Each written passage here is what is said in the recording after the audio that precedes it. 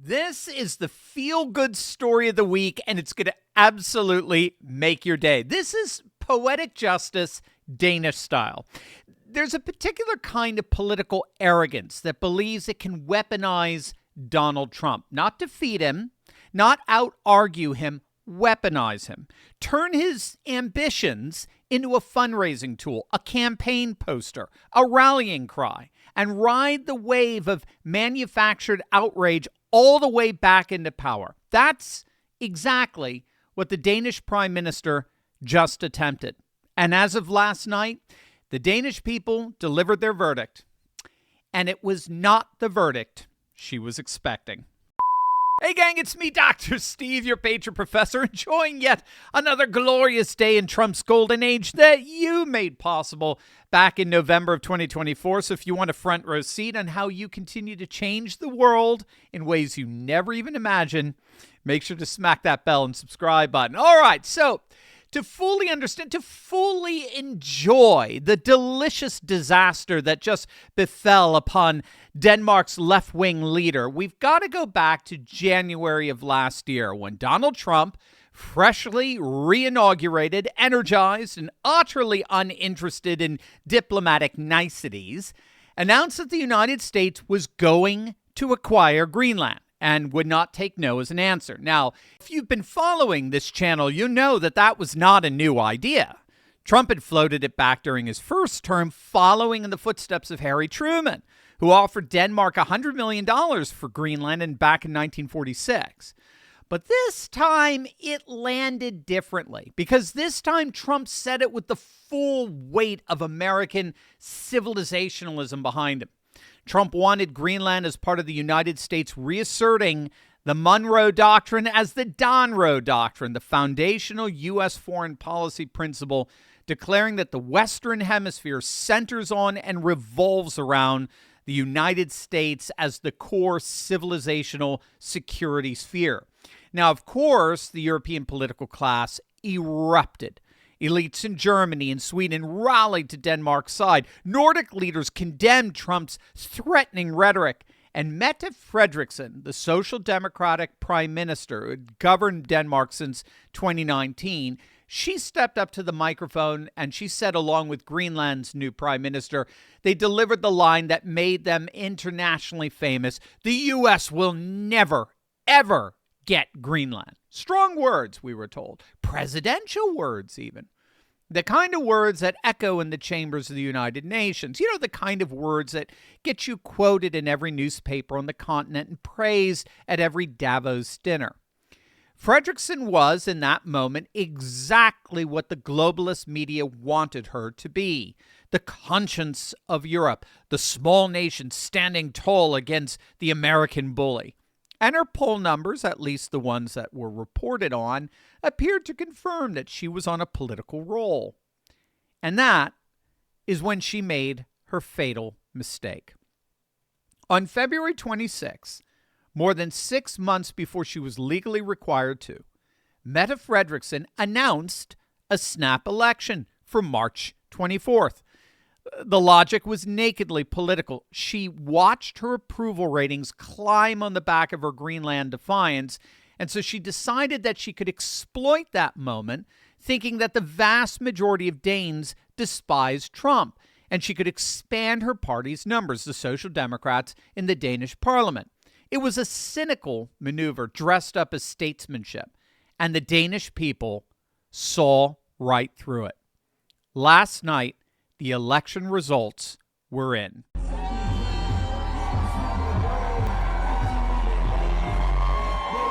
The Danish People's Party, the MAGA of Denmark, were the huge winners of the night. They nearly quadrupled their vote share, surging from 5 seats to 16, riding the same wave we saw in France and Germany over the weekend, where their Patriot parties surged in their respective elections.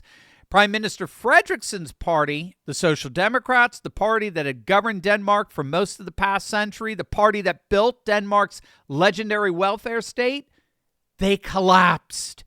They barely received 20% of the vote. They lost as many seats as the Danish People's Party gained. Their coalition partners collapsed right alongside them, suffering what analysts called their worst showing in over a century. The loss was so devastating, it was so utterly humiliating, that Prime Minister Mette Frederiksen, the one who thought that she could humiliate Trump over Greenland, has, as of just hours ago, officially resigned as Prime Minister. The backfire was utterly catastrophic. So what on earth happened? Well, that is exactly what we're about to find out. But first, a quick question. Have you ever wondered how politicians seem to buy stocks at the perfect time, right before major world events? Well, it just happened again. A member of Congress reportedly bought $50,000 in a defense company shortly after the Iran conflict began. Now, here's the wild part. Those trades are actually public information, which means everyday investors like you and me, we can follow them. Now, my friend Ross Givens is hosting a free training this Thursday, March 26th, at 3 p.m. Eastern, showing exactly how this works. Ross has tracked insider trades for nearly a decade, and some have returned over 1,000%. It's going to be huge, but seats are limited. Click the link below and snag one of the remaining online seats. This is going to change your life, gang. Click that link below right now to grab one of the final seats with me at Ross's free training. You're going to love it. As it turns out, while Frederiksen was busy posturing as Scandinavia's warrior queen against Donald Trump, ordinary Danish voters were thinking about something else entirely. They were thinking about grocery prices. They were thinking about immigration. They were thinking about a welfare system under strain, about a prime minister who had spent her final year in office focused on international prestige rather than the kitchen table. It was actually very fascinating. Frederiksen ended up alienating her left-wing voters who were angry about her hardline immigration policies that she had adopted specifically to try to neutralize the so-called far right. At the same time, right-wing voters didn't trust her on the economy, and the center had simply exhausted its patience with her. As it turns out, just like we learned over the weekend in France and Germany, the same nationalist populist dynamic that Frederiksen had tried to co-opt and suppress, the same civilizational revolt, the same frustration with mass immigration, the same demand for national sovereignty that had long been the Danish People's Party's platform and territory, had not disappeared when Frederiksen co-opted its language. It simply waited, and now it was surging again. The Guardian noted that with evident discomfort that the Danish right had not really been defeated under Frederiksen. It had been absorbed, its ideas quietly adopted by the mainstream Social Democrats, only to reemerge with renewed vigor the moment she stumbled. You can't borrow the populist right's policies without eventually giving the populist right the credit, and she, unfortunately for her, found that out the hard way last night. Now, step back from Denmark for a moment, because this story is not just about Denmark. It's about the entire strategic playbook of the Western liberal establishment when it faces the Trump moment. The playbook goes basically like this. When Trump says or does something, our elites consider aggressive, whether it's about Greenland or NATO or tariffs or immigration. As far as they're concerned, the elites are concerned, you don't negotiate, you perform. You strike a defiant pose. You issue a press release, right? You tell your domestic audience that you stood up to the bully. And then you hope the cameras keep rolling long enough to convert that performance into electoral capital. Frederiksen played this game with maximum sophistication. She had the right words. She had the right optics. She had the sympathy of the entire European press corps. Germany and Sweden were standing with her. She was, for a brief, shining moment, the face of European resistance. And then she called the election. And the Danish people, practical, pragmatic, cost of living focused, reminded her that geopolitical theater does not pay the grocery bill. It doth not butter the parsnips, as I've heard it put. Trump, for his part, had already moved on. He secured embassy-like autonomy over Greenland. He's already making preparations for the Shield of the Americas and mineral mining on the island.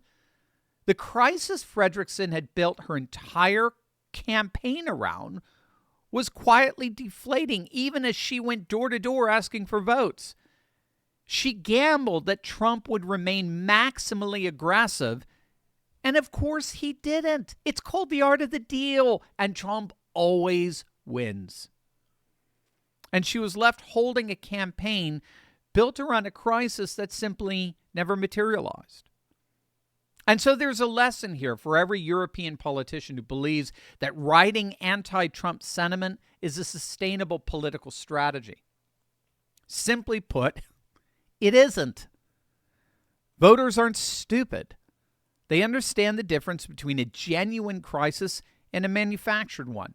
They understand that when a prime minister calls an election 6 months early because she's afraid that if she waits, the real issues will reassert themselves and she'll lose anyway. Mette Frederiksen tried to use Donald Trump as a campaign prop. She tried to turn Greenland into a rallying cry. She tried to weaponize American civilizationalism to avoid accountability for her own record. And she ended up with her party's worst electoral result in 120 years.